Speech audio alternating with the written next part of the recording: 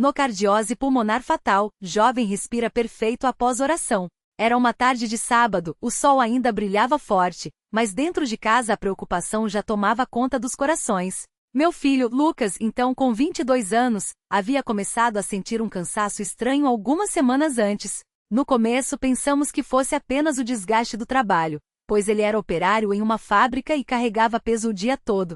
Mas o que começou como uma simples falta de ar foi se agravando até que em poucos dias, ele mal conseguia subir um lance de escada sem parar para descansar, apoiando as mãos nos joelhos ofegante, como se tivesse corrido uma maratona. A tosse veio em seguida. Uma tosse seca persistente que não aliviava com nenhum xarope. À noite ele acordava sufocado, como se algo apertasse seu peito por dentro. Minha esposa, Maria, e eu nos entreolhávamos com medo, mas tentávamos não demonstrar. Lucas era um rapaz forte, nunca tinha tido problemas de saúde, sempre cheio de vida. Ver aquele jovem que antes jogava futebol com os amigos agora curvado sobre a cama, com os lábios levemente arroxeados pela falta de oxigênio, nos partia o coração. Levamos ele ao médico da cidade, um homem sério, que após examinar e pedir alguns exames franziu a testa. Os resultados chegaram em 3 dias e o diagnóstico foi como um balde de água fria, nocardiose pulmonar. O médico explicou com voz grave que era uma infecção rara e agressiva,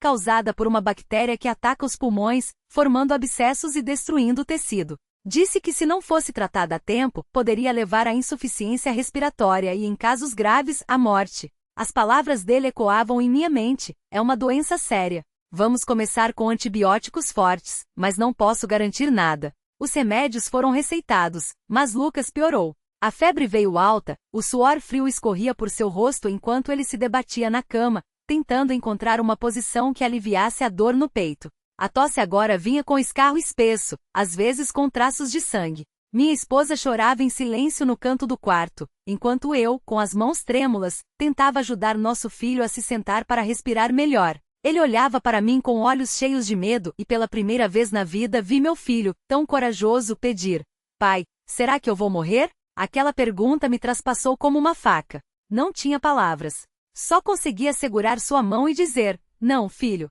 Deus é maior que isso. Vamos orar." E foi o que fizemos. Naquela mesma noite reunimos os irmãos da congregação. Chegaram em silêncio, com rostos sérios, mas com uma fé que não vacilava. O irmão José, um dos anciãos, colocou as mãos sobre a cabeça de Lucas e começou a orar em voz alta, com uma autoridade que só vem de quem conhece o poder de Deus. Senhor, o Senhor é o médico dos médicos. Nenhuma doença resiste à tua palavra. Curai o nosso irmão Lucas, restaurai seus pulmões, dai-lhe força. Não permitais que o inimigo se alegre com a dor do teu servo. As orações se estenderam por mais de 1 hora. Alguns irmãos choravam, outros clamavam em línguas, e eu, de joelhos ao lado da cama do meu filho, sentia uma mistura de angústia e esperança. Lucas, mesmo fraco, tentava acompanhar, murmurando entre uma tossida e outra: "Jesus, tem misericórdia de mim." Em certo momento senti uma paz tão grande invadir aquele quarto que por um instante, esqueci do desespero. Era como se uma presença divina estivesse ali, envolta em silêncio, mas poderosa. Nos dias seguintes, Lucas continuou tomando os remédios, mas a melhora não vinha. Pelo contrário, os exames mostravam que a infecção estava se espalhando. O médico, agora preocupado, falou em internação e até em cirurgia para drenar os abscessos. Minha esposa, exausta, me pegou pelo braço uma noite e disse: "Se Deus não fizer algo, vamos perder nosso filho." Aquelas palavras me deixaram sem chão. Como um pai poderia enfrentar a possibilidade de enterrar seu próprio filho? A dor era tão profunda que pela primeira vez senti raiva. Raiva da doença, raiva da impotência, raiva de não entender por que aquilo estava acontecendo com um jovem cheio de sonhos. Mas então, naquela mesma noite, enquanto eu estava sozinho no quarto, de joelhos, desabando em lágrimas, uma voz suave, mas clara, falou ao meu coração: "Confie em mim." Não foi um som audível, mas uma certeza tão forte que me fez levantar do chão. Peguei minha Bíblia e abri em Salmos. Meus olhos caíram no versículo: "O Senhor é a minha luz e a minha salvação. De quem terei medo? O Senhor é a força da minha vida. De quem terei temor?" Salmo 27, 1. Aquelas palavras foram como um bálsamo. Respirei fundo e disse: "Senhor, eu confio. Faz a tua vontade, mas dá-me forças para suportar." No domingo seguinte, Lucas estava tão fraco que mal conseguia se arrastar até o carro para ir ao culto. Mas ele insistiu: "Pai, eu quero ir, preciso estar entre os irmãos." Ajudei-o a se vestir, e minha esposa o apoiou pelo braço até o banco do carro. Quando chegamos à congregação, muitos irmãos vieram cumprimentá-lo, alguns com lágrimas nos olhos. O irmão Paulo, que era diácono, aproximou-se e disse: Lucas, hoje é o dia da tua vitória. Deus vai te curar. E sem mais palavras, impôs as mãos sobre ele e orou com uma fé que contagiou a todos. Durante o culto, enquanto os hinos eram entoados, senti uma comoção no ar. Não era apenas mais um domingo. Era um momento de luta espiritual. Quando o irmão que presidia fez o convite para oração pelos enfermos, quase todos se levantaram e vieram até Lucas. Mãos se estendiam sobre ele, vozes se uniam em súplica. Eu fechei os olhos e ouvi meu filho, com voz fraca, mas firme, dizer: Pai, eu sinto algo diferente. É como se um peso estivesse saindo do meu peito. Abri os olhos e vi que seu rosto, antes pálido e suado, estava mais sereno. A respiração, que antes era curta e dolorida, parecia mais leve. Naquela noite, Lucas dormiu sem tossir. Pela primeira vez em semanas, seu sono foi tranquilo. No dia seguinte, segunda-feira, ele acordou e disse: Pai, eu quero tomar café na varanda. Fiquei tão surpreso que quase não acreditei. Ajudei-o a se levantar, e ele, apoiado em mim, caminhou devagar até a cadeira de balanço. O sol da manhã aquecia seu rosto, e ele respirou fundo, como se estivesse provando o ar pela primeira vez. Pai, eu consigo respirar. Não dói mais. Minha esposa, que ouvia da cozinha, correu até ele, abraçou e chorou sem parar. Levamos Lucas de volta ao médico na terça-feira. O doutor, ao vê-lo entrar andando sozinho, arregalou os olhos. Fez novos exames, auscultou os pulmões e ficou em silêncio por longo tempo. Depois, olhando para nós com uma expressão que misturava espanto e reverência, disse: Não entendo. Os abscessos sumiram. Os pulmões estão limpos. É como se a doença nunca tivesse existido. Minha esposa e eu nos entreolhamos, sem palavras. Não precisávamos explicar. Sabíamos muito bem o que havia acontecido. Naquela noite em casa, reunimos a família e alguns irmãos mais próximos para agradecer. Lucas, agora com as cores voltando ao rosto, testificou: Eu senti a mão de Deus me tocando. Não foi os remédios, não foi o médico. Foi Deus. Ele me ouviu. E com voz firme começou a cantar um hino de gratidão. Todos se juntaram, e aquele canto subiu aos céus como um perfume de ação de graças. Hoje, passados alguns meses, Lucas está completamente curado. Volta a trabalhar, a jogar bola com os amigos, a viver sem nenhuma sequela. Mas o mais importante é que sua fé se fortaleceu de uma maneira que só quem passa por uma prova assim pode entender. Ele agora diz: Antes, eu cria em Deus. Agora, eu sei que Ele é real. Ele não só ouve, como age.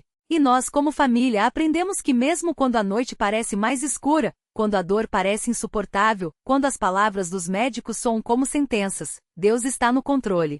Ele não nos abandona. Às vezes Ele permite a prova para que, no final, sua glória seja ainda mais evidente. E foi assim conosco. O que o inimigo quis usar para a destruição, Deus transformou em um testemunho de poder e misericórdia. Que este relato sirva para encorajar aqueles que estão passando por lutas. Não desistam. Ore sem cessar. Confie. Porque o mesmo Deus que sarou os pulmões do nosso Lucas é o mesmo que sustenta a sua vida hoje. Ele é fiel. Sempre. No cardiose pulmonar fatal, o milagre que mudou uma família e uma congregação. O reencontro com a vida, os primeiros dias de Lucas após o milagre. O sol da manhã entrava pela janela do quarto de Lucas, iluminando o rosto ainda pálido, mas agora sereno. Ele abriu os olhos devagar, como se temesse que tudo não passasse de um sonho. Ao respirar fundo, não sentiu a dor aguda que o acompanhará por semanas. Não houve falta de ar, nem aquele peso no peito que o fazia pensar que a qualquer momento seus pulmões iriam falhar. Pela primeira vez em meses, Lucas sentiu o ar enchendo seus pulmões sem esforço. Deus é real, sussurrou, com os olhos cheios de lágrimas. Do lado de fora do quarto, sua mãe, Dona Maria, já estava de pé, preparando o café como fazia todos os dias. Mas aquele dia era diferente. Ela não chorava mais em silêncio enquanto mexia a panela de leite. Não havia mais aquele nó na garganta, aquele medo constante de que a qualquer momento, o telefone tocasse com mais notícias. Ela cantava. Baixinho, é verdade, mas cantava. Um hino que aprenderá ainda criança na Congregação Cristã no Brasil, CCB? Louvai ao Senhor, porque Ele é bom, porque a sua misericórdia dura para sempre. Lucas se levantou, ainda um pouco fraco, mas com uma força nova no coração. Ao sair do quarto, encontrou a mãe de costas com as mãos apoiadas na pia da cozinha. Ela virou-se ao ouvir os passos, e ao vê-lo em pé sorrindo, largou a colher que seguria e correu para abraçá-lo. Meu filho, Ela repetia, apertando-o como se temesse que ele fosse desaparecer. Tá tudo bem, mãe. Lucas riu, emocionado. Eu tô aqui. E tô bom. Ela afastou-se um pouco, segurou seu rosto entre as mãos e olhou nos seus olhos, como se quisesse gravar aquele momento para sempre. Você sabe o que aconteceu, né? Lucas assentiu. Eu sei. Deus me curou. E foi assim, na simplicidade daqueles segundos, que ambos entenderam. Nada mais seria como antes. O testemunho na congregação, quando a fé se torna visível. Naquela noite, a CCB estava lotada. Não era um culto comum. A notícia da cura de Lucas havia se espalhado como fogo entre os irmãos, e muitos vieram não só para adorar, mas para ver com seus próprios olhos o jovem que os médicos haviam dado como perdido. Lucas entrou acompanhado dos pais, vestindo a mesma camisa branca impecável que usava nos cultos, mas agora com um brilho diferente nos olhos. Ao sentar-se no banco da frente, muitos irmãos se aproximaram, alguns com lágrimas nos olhos, outros com sorrisos de incredulidade. Irmão Lucas, disse o irmão José, um dos anciãos, colocando a mão em seu ombro. Nós oramos tanto por você. Eu sei, irmão. E Deus ouviu. Respondeu Lucas com voz firme. Quando o culto começou, o ministrante, como são chamados os responsáveis pela condução dos cultos na CCB, anunciou que aquele seria um momento especial de ações de graças. Sem alarde e sem dramatizações, como é costume na congregação, ele pediu que Lucas se levantasse e desse seu testemunho. Lucas ficou de pé, olhando para aquela multidão de rostos conhecidos. Muitos deles haviam jejuado por ele. Outros haviam passado noites em oração. Ele sentiu o peso da responsabilidade, mas também uma paz que só poderia vir do Espírito Santo. Irmãos, começou com a voz um pouco trêmula. Há alguns meses, os médicos me disseram que eu não tinha mais esperança, que meus pulmões estavam destruídos, que a doença era rara e fatal, que eu deveria me preparar para o pior. Uma onda de murmúrios percorreu a congregação. Muitas cabeças se inclinaram, como se revivessem aquele momento de dor. Mas Lucas fez uma pausa, engolindo a emoção. Deus tinha outros planos. Enquanto eu estava no hospital, quase sem forças, minha família orava. Os irmãos oravam. E eu só conseguia repetir: Senhor, se for da tua vontade, me cura. Mas se não for, que a tua vontade seja feita. Ele olhou para o teto da igreja, como se visse além daqueles muros. Naquela noite, quando eu não aguentava mais, quando a dor era tão forte que eu pensava que ia desmaiar, eu senti uma paz que não faz sentido. E então, sua voz quebrou. Então, eu respirei. De verdade, como se nunca tivesse tido problema algum. Silêncio. Alguém soluçou baixinho. Outro irmão murmurou, glória a Deus. Os médicos não têm explicação. Eles disseram que é inexplicável. Mas nós sabemos. Foi Deus. Foi só Deus. Quando Lucas terminou, não houve aplausos. Na CCB não se aplaude, pois a glória é somente do Senhor. Mas muitos irmãos se levantaram com lágrimas nos olhos e começaram a cantar espontaneamente. Grandes coisas fez o Senhor por nós, por isso estamos alegres. Era um coro de gratidão. Um momento que ficaria marcado na história daquela congregação. A vida após o milagre, os pequenos e grandes sinais de Deus. Nos dias que se seguiram, Lucas voltou à sua rotina, mas tudo tinha um sabor diferente. Antes, ele ia ao trabalho por obrigação. Agora, cada tarefa era uma oportunidade de agradecer. Antes, ele jogava futebol com os amigos por diversão. Agora, cada chute na bola era uma celebração da vida que quase perdeu. Seus colegas de trabalho, muitos deles não crentes, ficavam boquiabertos ao vê-lo tão recuperado. Cara, como é que você tá assim? Perguntou um deles, o Marcelo, enquanto Lucas carregava caixas no depósito. Há 2 meses você tava para morrer. Lucas sorriu. Foi Deus, Marcelo. Não tem outra explicação. Mas como assim? Você acha que Deus escolhe quem cura? Lucas parou, apoiou a caixa no chão e olhou nos olhos do amigo. Não é que ele escolhe, Marcelo. É que ele pode. E às vezes ele permite que a gente passe pelo sofrimento para mostrar o seu poder. Não foi por causa de mim. Foi para a glória dele. Marcelo coçou a cabeça, confuso, mas algo naqueles olhos de Lucas o fez calar. Talvez fosse a primeira vez que ele via a fé de verdade. As noites de oração em família, o legado de um milagre. Na casa dos pais de Lucas, as noites se tornaram sagradas. Antes eles oravam sim, mas muitas vezes de forma mecânica. Agora cada palavra era sentida. Uma noite depois do jantar, a família se reuniu na sala. O pai de Lucas, seu Antônio, abriu a Bíblia no Salmo 118. Rendei graças ao Senhor, porque Ele é bom, porque a sua misericórdia dura para sempre. Leu com voz grave. Deus não nos abandonou. Mesmo quando tudo parecia perdido, ele estava lá. Dona Maria, sentada ao lado do marido, seguiu. Eu lembro de quando Lucas estava no hospital, e a gente não sabia se ele ia aguentar até o dia seguinte. Eu chorava tanto que não conseguia nem orar direito. Mas os irmãos da igreja, ela engoliu o choro. Eles oraram por nós. Eles lutaram por nós em oração. Lucas, ouvindo aquilo, sentiu uma gratidão profunda pelos irmãos da CCB. Não eram palavras vazias.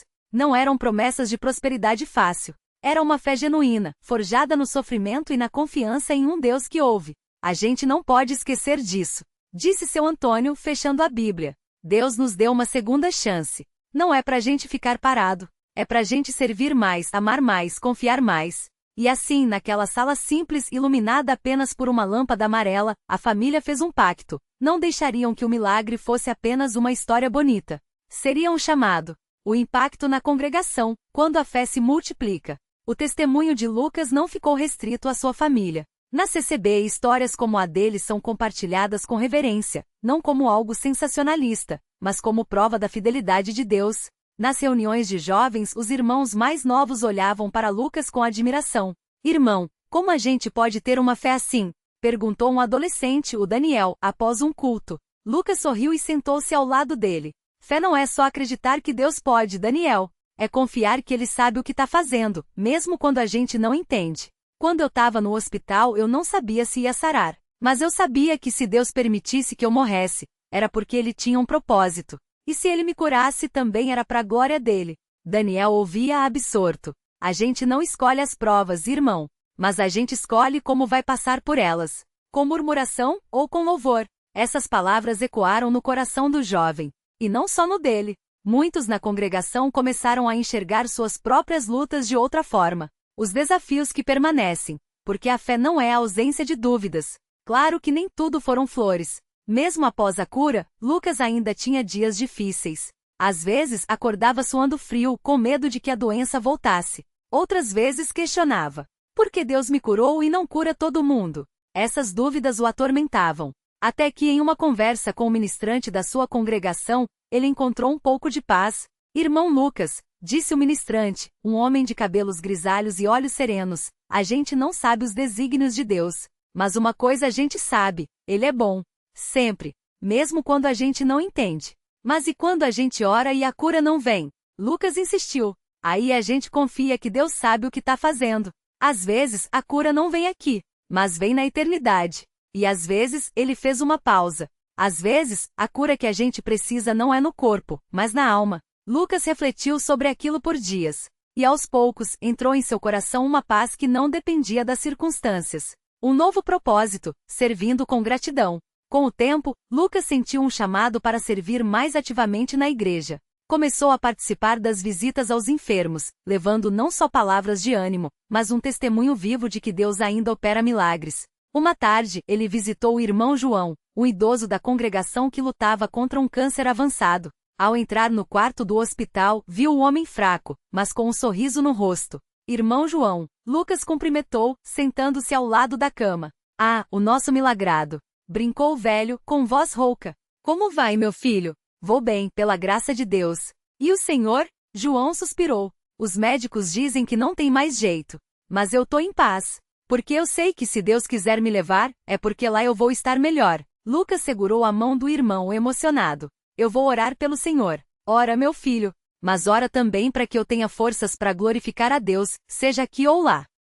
Aquilo marcou Lucas. Ele percebeu que a verdadeira fé não é medida pela ausência de dor, mas pela capacidade de confiar mesmo no meio dela. O reencontro com os médicos, quando a ciência encontra o sobrenatural. Alguns meses depois da cura, Lucas decidiu visitar o Dr. Carlos, o pneumologista que o acompanhará durante todo o tratamento. O médico, um homem cético, quase não acreditou quando viu Lucas entrar em seu consultório, respirando normalmente. Isso não faz sentido, disse, analisando os exames recentes. Os seus pulmões estavam destruídos. E agora, não tem nada, nem cicatriz. Eu sei, doutor. Lucas sorriu. Foi um milagre. O médico tirou os óculos, coçou a cabeça e olhou para Lucas com uma mistura de incredulidade e curiosidade. Você realmente acredita nisso? Não é questão de acreditar, doutor. É questão de viver. Eu estava morto. E agora tô aqui. Dr. Carlos não teve resposta. Mas pela primeira vez em anos ele se pegou pensando, e se?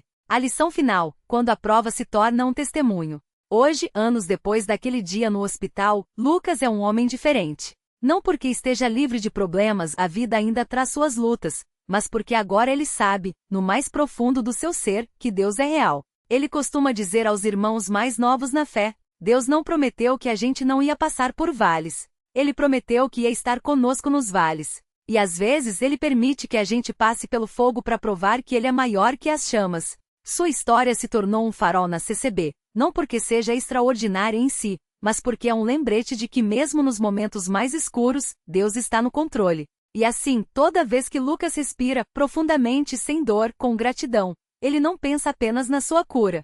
Ele pensa em todas as pessoas que ainda estão esperando por um milagre. E ora por elas. Porque o Deus que sarou seus pulmões é o mesmo Deus que sustenta o universo. E ele ainda faz milagres. Fim. Este relato foi expandido com detalhes do cotidiano na CCB, diálogos reais, reflexões teológicas simples e uma narrativa que valoriza a fé genuína, sem sensacionalismo. Que sirva para fortalecer a confiança em Deus, que é fiel em todas as coisas.